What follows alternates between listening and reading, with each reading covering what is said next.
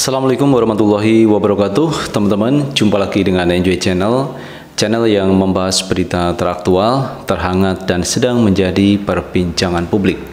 Sahabat Enjoy Channel, kalau kita lihat perkembangan politik tanah air, kemarin sudah kita bahas mengenai Koalisi Indonesia Bersatu, di mana dalam koalisi ini ada 3 partai politik, teman-teman, yang sudah membentuk koalisi, yaitu P3, PAN, dan Golkar. Nah, 3 partai ini, teman-teman, membentuk suatu persatuan yang disebut dengan koalisi ini untuk 2024. Namun, di dalam koalisi ini, teman-teman, belum membahas siapa yang diusung untuk menjadi calon presiden, wakil presiden. Jadi, kemarin ada suara-suara bahwa koalisi ini akan mengusung paling tidak 3 nama, yaitu Anies, Ganjar, ataupun Ridwan Kamil. Ini yang akan diusung. Tetapi ini masih wacana, teman-teman. Namun sampai hari ini, teman-teman, koalisi ini belum mengusulkan secara final siapa yang akan diusung di 2024. Namun ada juga pengamat yang mengatakan, teman-teman, bahwa koalisi ini karena ada intervensi dari istana. Karena bagaimanapun juga 3 partai ini pendukung pemerintahan Jokowi. Golkar, P3, PAN. Ini kan koalisi pemerintahan Jokowi. Namun hari ini mereka membentuk koalisi. Dan ada pengamat yang mengatakan bahwa ini ada intervensi dari istana. Namun pihak istana mengatakan tidak ada sangkut pautnya, tidak ada intervensi terkait koalisi tersebut. Lalu bagaimana, teman-teman, prospek koalisi Indonesia Bersatu ini? Apakah ada nanti partai-partai lain yang berkoalisi dengan ini? Bagaimana dengan Nasdem? Bagaimana dengan capres yang lain seperti Pak Anies, Prabowo? Apakah akan masuk di koalisi ini? Nah, teman-teman, untuk lebih jelasnya coba kita baca berita dari sindonews.com. Pengamat mengatakan Demokrat, PKS diprediksi gabung KIB, Nasdem ke koalisi PDIP. Wow, ini menjadi masalah, teman-teman. Selama ini Nasdem ini dekat dengan Anies Baswedan. Dan kalau nanti Nasdem bergabung dengan PDIP, tentu akan mengubah konstelasi politik di Indonesia. Koalisi Indonesia Bersatu (KIB) telah dibentuk oleh Partai Golkar bersama PAN dan P3 dalam menghadapi pemilu 2024. KIB diprediksi akan melawan koalisi PDIP dan Gerindra yang telah digaungkan mengusung Prabowo Puan sejak lama. Peneliti LIPI Wasisto Rahajo Jati mengatakan, besar kemungkinan partai politik parpol lainnya hanya akan merapat ke 2 kutub politik tersebut. Misalnya saja, kata dia, PKS dan Demokrat. Menurut dia, yang sangat mungkin bergabung dengan koalisi pimpinan Airlangga Hartarto tersebut.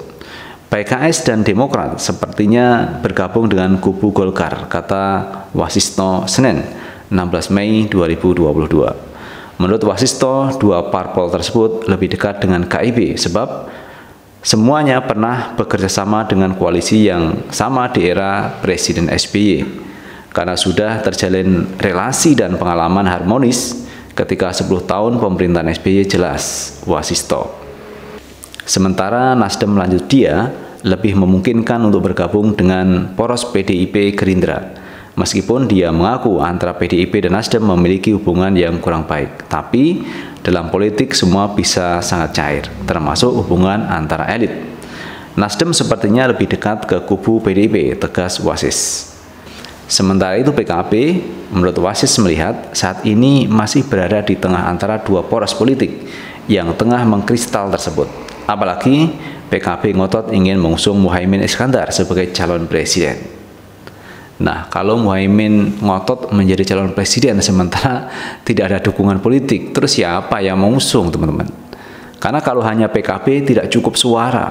Padahal syarat untuk menjadi calon presiden itu threshold-nya harus 20%. Kalau tidak ada 20%, ya mestinya koalisi dengan partai lain. Nah, sekarang sudah ada koalisi baru, teman-teman. Koalisi Indonesia Bersatu yang digarap oleh Golkar, P3, dan PAN. PKB itu masih netral, terlebih partai ini masih berusaha mengusung Muhaimin sebagai capres, jelas dia. Dia justru khawatir PKB akan ketinggalan gerbong koalisi apabila tetap ngotot ingin mengusung Caimin sebagai capres atau cawapres. Kecuali PKB bersama parpol Islam ingin membentuk koalisi sendiri. Untuk posisi capres dan calon wakil presiden di koalisi KIP, Wasis melihat saat ini KIP butuh sosok yang populis. Hingga sejauh ini baru Erlangga Hartarto yang didorong Golkar maju sebagai calon presiden. Ehwal lawatan Gubernur Jabar Ridwan Kamil ke tokoh parpol KIP, Wasis mengatakan momen tersebut menjadi bagian penjaringan calon presiden dan calon wakil presiden dari KIP. Golkar masih berupaya mencari tokoh populis kuat untuk bisa diusung dalam Pilpres 2024. Tutupnya. Nah, itu teman-teman terkait koalisi partai politik menjelang Pilpres 2024. Dan menurut saya tidak salah kalau partai politik itu teman-teman sudah bergerak mulai sekarang.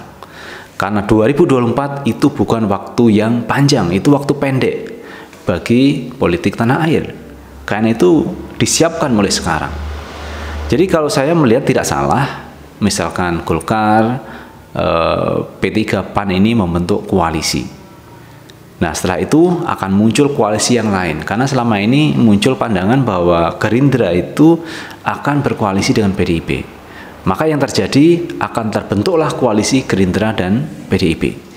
Sehingga Prabowo Puan yang kemarin itu sudah disuarakan, ini akan terus melaju ke Pilpres 2024. Sementara sisi lain ada koalisi KIP. Lalu bagaimana dengan Nasdem, kemudian PKS, Demokrat? Menurut analisanya teman-teman, Nasdem nanti akan bisa bergabung dengan PDIP. Atau mungkin Nasdem akan bergabung dengan koalisi KIP. Sementara Demokrat sama PKS ini kecenderungan akan bergabung dengan KIP. Nah, kalau banyak partai politik yang bergabung dengan KIP, maka peluang menang cukup besar di 2024. Tergantung teman-teman siapa calon yang diusung. Karena selama ini teman-teman suara yang ada di P3 ini Pak Anies Baswedan, salah satu nama yang cukup populer di kalangan P3. Kemudian PAN ini cenderung untuk memilih Anies Baswedan. Karena kemarin teman-teman Zulkifli Hasan waktu sholat Idul Fitri, sholat Id di JIS itu ada di sana Zulkifli Hasan bersama dengan Pak Anies Baswedan. Nah, kalau orang itu tidak ada chemistry, tidak ada kedekatan, ya saya pikir akan sulit untuk bisa duduk bersama seperti itu. Artinya saya melihat Zulkifli Hasan ini cenderung kepada Pak Anies Baswedan. Sementara Nasdem, kemarin itu suaranya juga begitu teman-teman, banyak suara kader Nasdem ini memilih Pak Anies Baswedan. Nah, kalau Nasdem nanti bergeser, berpindah ke KIP, berkoalisi dengan KIP untuk mengusung Pak Anies Baswedan, ini saya pikir Pak Anies sudah menang sebelum bertanding di 2024. Jadi kalau misalkan ada P3, ada PAN, ada Golkar di KIP, sementara ada tambahan dari Demokrat, PKS, Nasdem, nah, berarti kan sudah selesai. Sebelum digelar Pilpres, Pak Anies Baswedan sudah menang itu. Padahal untuk mencalonkan sebagai capres itu perlu 20%. Ini sudah 20,6%. Jadi cukup besar teman-teman. Apalagi ditambah dengan PKS, ditambah dengan Nasdem, ditambah dengan Demokrat. Ini kekuatan yang cukup besar. Jadi kita tinggal menunggu teman-teman siapa calon yang akan diusung oleh KIP dan siapa yang akan diusung di porosnya PDIP Gerindra. Apakah jadi Prabowo Puan dan sementara di sana adalah AHY dan Anies Baswedan untuk maju di 2024. Ini benar-benar pertarungan yang luar biasa di 2024 kalau terjadi dua poros teman-teman. Apakah memilih Prabowo Puan atau memilih Anies AHY? Ini pertarungan yang cukup ketat di 2024. Makanya teman-teman, koalisi yang dibangun sekarang sebenarnya cukup bagus, yang dimotori oleh Golkar, oleh P3, oleh PAN, membentuk poros baru dalam rangka untuk Pilpres 2024. Itu yang bisa kita bahas teman-teman, dan terima kasih telah menonton video ini. Jangan lupa tetap like, subscribe, share, dan komen di channel ini agar kita bisa membangun channel ini menjadi lebih baik lagi. Sukses selalu. Assalamualaikum warahmatullahi wabarakatuh.